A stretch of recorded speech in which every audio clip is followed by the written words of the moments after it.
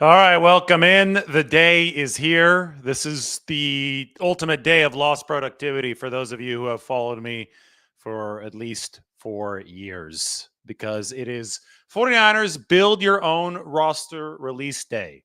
It is the ultimate tool, and it gets better and better every single season to build your 49ers roster within the constraints of the salary cap. So you could cut players, you can trade players, you can give players extensions, and everything will calculate for you here at the top with regard to the 49ers salary cap situation. So we can talk about a lot of things. We can talk about a potential George Kittle trade and why that would be particularly financially inefficient. We could say the same about Deebo Samuel. We can talk about the benefits of extending Brandon Aiyuk. We can talk about the dead money hit that would come with parting ways with Eric Armstead this year, which probably makes something like that prohibitive, although we saw what the Denver Broncos did yesterday, or announced that they would do yesterday, with Russell Wilson being released. They're going to take on $85 million in dead money. Not sure if they're going to divide that between this year and next year, and how they're going to divide it over the next 2 years if they do a post-June 1st designation. But the Broncos are moving on from their mistake regarding Russell Wilson.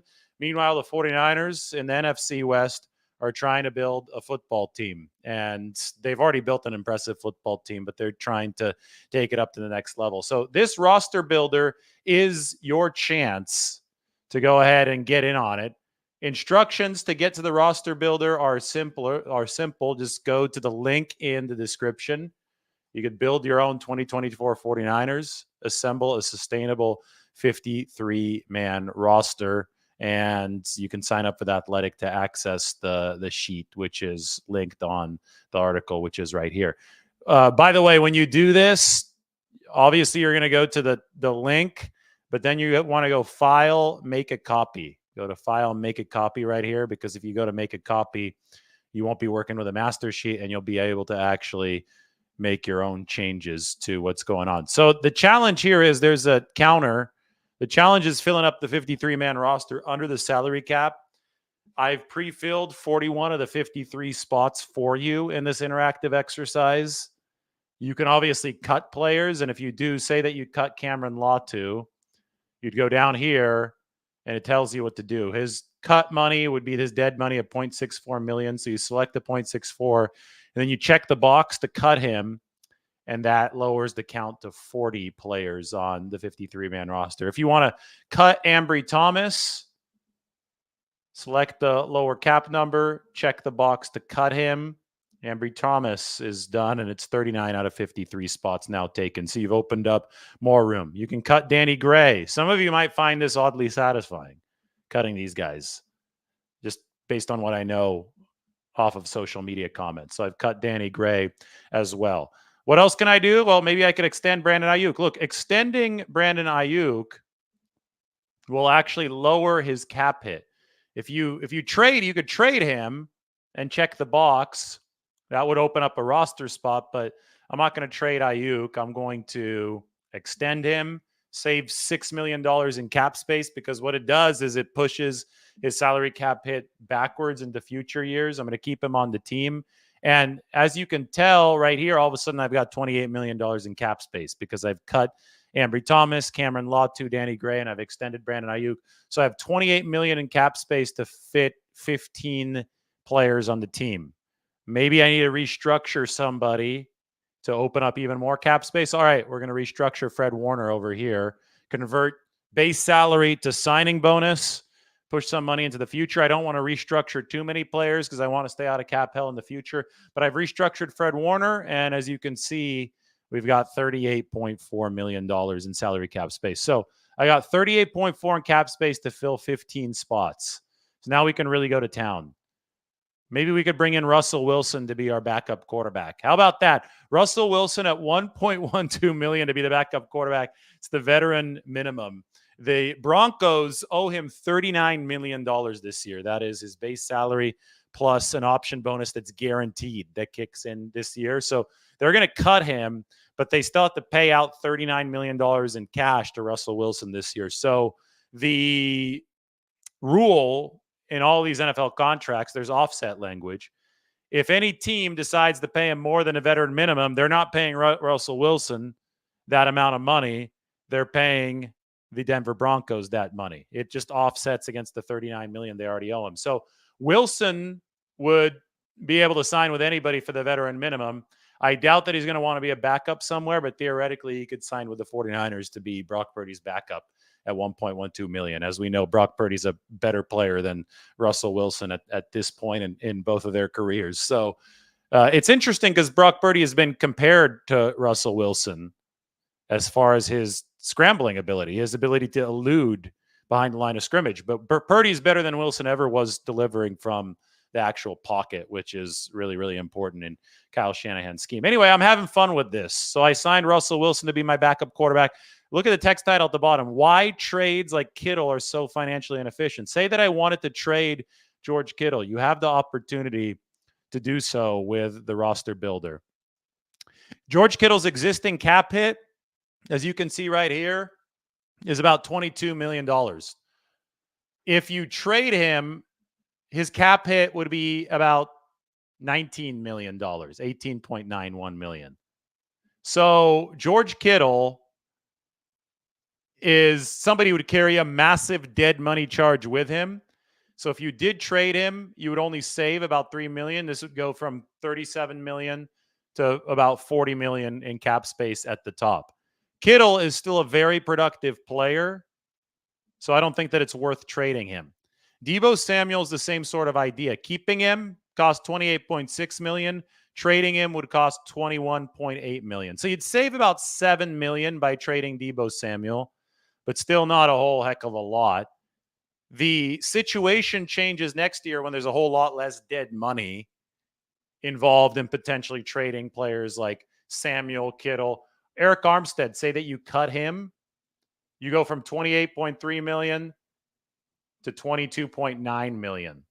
I mean, there's just not a really big gap here in between those two numbers because the dead money is so high. And the reason that's the case is because the 49ers have already doubled down on the contracts of Kittle, Deebo Samuel, and Eric Armstead. By that, I mean that they've converted base salary to signing bonus in previous years to open up cap space in previous years because signing bonus is stretched out like an accordion over the length of the contract or even over the course of additional years if they've added void years.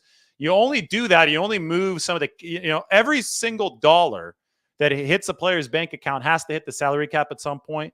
So the one way that you can work the system is by having the money hit the salary cap later than it hits the 49ers bank account. You do not want to get into a position where you're paying players even though they're no longer playing for you. That is dead money. That's what happens when you restructure these contracts and push this money into the future. You accrue potential dead money in the future. So you try to only restructure players and extend players who you believe are going to be with you for a significant amount of time. So that way there is not the gross inefficiency of not paying the guy on the cap only to have him not playing much or not be on your team at all. Dead money in that way is something that could cripple a team and put the team into cap hell if you're paying too much of it and it precludes you from signing other players. The deal with Kittle, the deal with Armstead, the deal with Deebo Samuels, the 49ers have already doubled down on such restructures with them, which tell us that their long-term plan has been to keep these players on the roster when they did these maneuvers indefinitely, now for at least one more season. That's the most likely scenario based on following the paper trail of money. The 49ers have outs in these contracts that make a whole lot more financial sense. The dead money will not be nearly as big in 2025 for Eric Armstead, for George Kittle, for Deebo Samuel. So theoretically, they have got way more flexibility then. And, a couple of the people that were playing around with this build your roster tool today were saying, based on everything that I see here, it looks like it makes a whole lot of sense to run it back with this group of 49ers and then make some decisions the next year, because guess what? Next year, Brock Purdy is not going to be making only $1 million in all likelihood.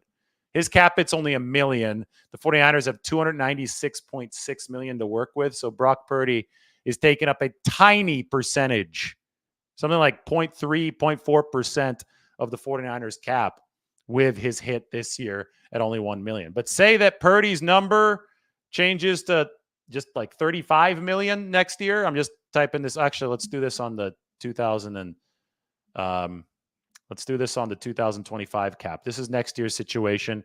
Right now, he's at 1.12 million, but they're probably going to extend him, especially if he plays as well as he did this season. Change Purdy's cap hit to 35 million. Boom, all of a sudden the 49ers are at only 7.4 million of projected space, and they still have over 20, about 26 players left to sign for next year. So they have to be really, really prudent with their financial decisions next year. So they feed well into the next, and they need to be as cost efficient as possible, since unused money on the cap transfers carries over from one year to the next, which is why trades of Kittle, trades of Deebo Samuel, and trades of sort of cuts of somebody like Eric Armstead do not seem like particularly financially efficient ways of doing business. You can extend somebody like Charvarius Ward to move some of the cap numbers out into the future and open up more money. I'm not going to do that quite yet. I'm going to sign a couple players. We're going to add a few options. Today, Brian Burns and Josh Allen, two of the options here, were franchise tagged. So if you're going to want them on your team, you're going to have to trade with the Carolina Panthers or the Jacksonville Jaguars. Say that you sign Danielle Hunter. That's what I talked about in the title of this video. That might cost you about $21 million a year on the cap. All of a sudden, well, you still got some room, but we also still have to finish out this roster. Why don't we bring in a defensive tackle as well? Why don't we bring in Chris Jones? Oh, no, we're already way over the cap. I don't know if we're going to be able to bring in Chris Jones. So we'll go back to the drawing board here. You can also draft players here. I don't think the 49ers will draft a quarterback this year, but who knows? Maybe they will. I think a 3-quarterback room is still important to them. So I'm going to sign Brandon Allen, $1.5 million on the year. Should be able to get him at a relatively discounted rate. I think that we should draft Luke McCaffrey, though. So why don't we draft McCaffrey with our 5th-round pick? It seems like he'll go around there. And then we could write Luke McCaffrey's name, this is Christian's brother, into the mock draft down at the bottom. You get extra credit for it. Again, if you want to be doing this, 49ers build your roster while I am, go ahead and check out the link in the description. I'm going to go ahead and put the link into the chat section right now so you have access to it. This is, I don't see any other YouTube channels, any other 49ers writers. I mean, Barrows and I built this together. I don't see anybody else giving you an interactive chance to build the 49ers roster. So you can literally follow along with me if you go to the link here and you sign up and you get into this roster, and you can start building your own team. And this should help. This should help illustrate the challenge of what the 49ers are dealing with on a contract by contract basis. Because right now, again, we're at 42 of 53 spots taken. I'm still trying to bolster the right side of the offensive line. So I might bring in, who do we want to bring in? Let's bring in Robert Hunt. Oh, that's going to be expensive, the right guard, Robert Hunt. All of a sudden, I only have $2 million of cap space left. I might have to extend Charvarius Ward to open up some room to continue working on this team. So as you can see, the 49ers can push all their chips into the middle of the table, and they could sign a couple big name guys, but they'd be pushing a whole lot of money into the future. And as you've seen today, you've seen teams cutting guys to alleviate their salary cap situation. You've seen teams franchise tagging guys because that deadline is hit. Teams will ultimately have to do something to get under the cap if they run out of restructuring avenues, which is why you don't want to use too many in one year. You can surf the wave because the salary cap gets bigger every single season. It's only gotten smaller once, but we have just seen a record $31 million increase in the salary cap. So you surf that wave by taking advantage of the growing number and pushing more money into the future when that number is bigger, but you still have to exercise prudence with it. I say that we re-sign Chris Conley to be our 6th receiver. No, well, actually, no, we need to re-sign Jawan Jennings. Sorry. I picked Luke McCaffrey, but I think that re-signing Jawan Jennings at that $4.9 million tender price is important. There are some tight ends that I like. I think they might go around the 4th or the 5th round. So we'll use a 4th round pick on a tight end. I've already cut Cam Latu. We have a report that Mike is sending me right now, by the way. Mike, let me know who wrote this about Michael Pittman, but I'm reading the report. It's my understanding that the Colts and Michael Pittman Jr. are still working toward a long-term deal. They have 96 minutes to get it done. Otherwise, the franchise tag is the next logical step in the negotiating process. So the tag is that's at 1 p.m. Pacific. Teams need to have their players who they want a franchise tag tagged. That's coming up in about 93 minutes. That was reported by James Boyd of The Athletic. We'll see if Michael Pittman is able to reach a long-term deal with the Colts. If not, that receiver franchise tag is going to be somewhere in the 20s. There's been some speculation that Pittman might get a deal in the mid-20 million range. We're curious to see how much Brandon Aiyuk gets paid by the 49ers this offseason. I think everything is still on the table to Brandon Aiyuk with a strong lean toward him staying with the 49ers. I've said this throughout. I've talked about the, what do I call it? The King's ransom theory. I think the 49ers would have to be blown away with the King's ransom to think about moving on from Brandon Aiyuk just because he is so damn good. I sent Mike a graphic that I saw online today, just plotting receiver productivity. To me, this one is particularly staggering. I'm going to put this up on the screen for all of you. This right here, I mean, Brandon Aiyuk, we'll see. The 49ers probably won't be too happy with me saying this, but Brandon Aiyuk might be worth max money based on some of the production that we have seen from him. Looks like I have to take a screenshot of this to make it work.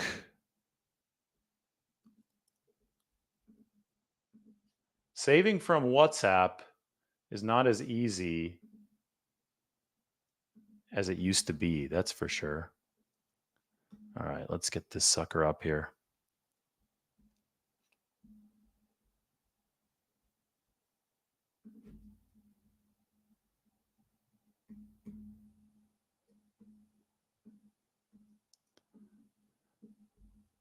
So take a look at this.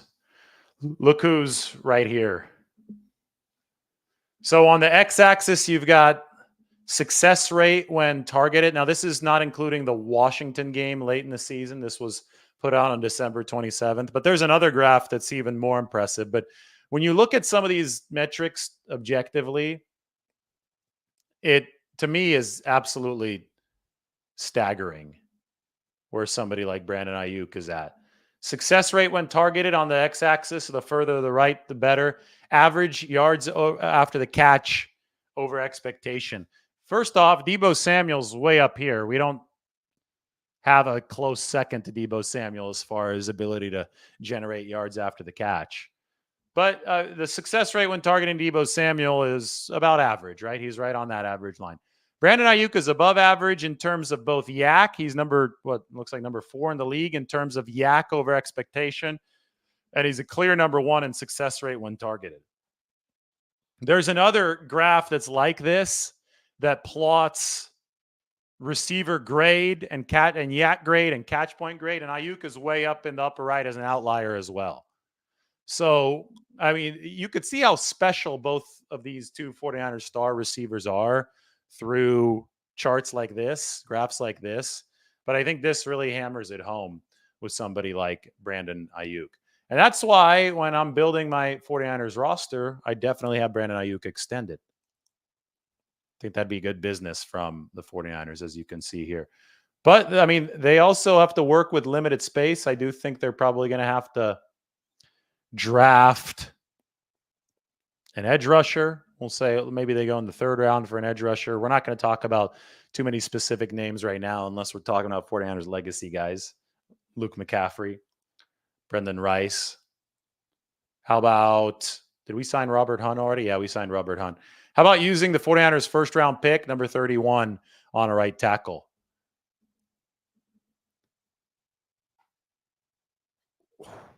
Robert Hunt would play guard. It's just tougher to sign guards. So I would say Robert Hunt. Who could we sign at right tackle? Jonah Williams, Mike Onwenu, Tyron Smith, Matt Pryor. No, that's not going to happen. Was with the 49ers. So you've got some names that you could sign, but investing in that offensive line is a necessity, but it is tricky because the best guys don't typically come available. And the young guys, the rookies, you don't know if they're going to be good right away. So I encourage you to check this out. As I'm building my team, I still have 6 spots left to fill, and I only have 0.8 million to do it. So I've probably been a little bit too ambitious with some of these signings. I may have to give up on Danielle Hunter. I may have to bring back Chase Young instead for 15 million. That opens up a little bit of a room for other players. So it's a give and take. And I would hope that an exercise like this helps you understand that. Go ahead and check it out. The link is in the description. And hopefully that helps you get through things. I'm going to go through some of the NFL moves from today. The Seahawks are beginning their fire sale, which it's funny to me. Will Dissly is one of the players they released. They have a new head coach in Seattle, Mike McDonald, came from Baltimore. Remember the Seahawks people who were trying to tell us that Will Dissly was better than George Kittle over the years? Well, it turns out that George Kittle lasted longer with the 49ers than Will Dissly did with Seattle. They've also released Jamal Adams and Quandre Diggs. So the Seahawks are completely reworking their team. They did not opt to bring KJ Wright, their former star linebacker, onto the staff. I'm sure he would have been on Pete Carroll's staff, but Pete Carroll's no longer in charge. We have news here. The Lions are re-signing Emmanuel Moseley to a 1-year deal before he can enter free agency. Moseley tore his ACL during his first game for Detroit in Week 5 versus the Panthers. 1 year after he had torn his other ACL, also against the Panthers, that was with the 49ers. But the Lions are bringing Emmanuel Moseley back. Can you link that to me, Mike? I'm going to try to get that up on the Twitter machine with a nice little retweet. So Emmanuel Moseley back to Detroit. You wish him the best. 2 straight seasons derailed by ACL tears for the man they call E-Man. So the Seahawks releasing a bunch of guys. We see franchise tags being applied across the league. It was Adam Schefter who tweeted the Moseley thing.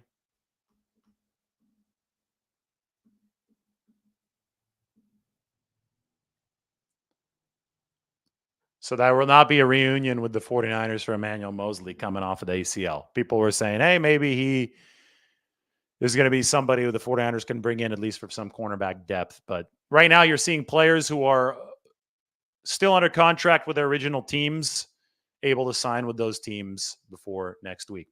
Anyway, everybody check out the Roster Builder. We'll be back with some more NFL news. The Roster Builder, though, is your chance to pass a lot of time on this day, on this Tuesday. Your boss might not be very happy with you if you do check it out, but here it is. But hopefully it helps you understand why some of this stuff is so ridiculous. There's a lot of clickbait out there about, oh, they're going to trade Deebo Samuel. They're going to do this. They're going to do that. If you actually look at the numbers and you actually do the legwork, you're going to understand the 49ers situation a whole lot better. So it's in the description. Check the link, subscribe, do whatever you need to, and have fun. Then you could tweet the final product of your roster at Lombardi himself. Send it to me, and maybe I'll put it up on the screen during the next show. So there's the 49ers Roster Builder. Have some fun with it. We're a week away from free agency. So first, you're going to get to have your own try at building the 2024 49ers.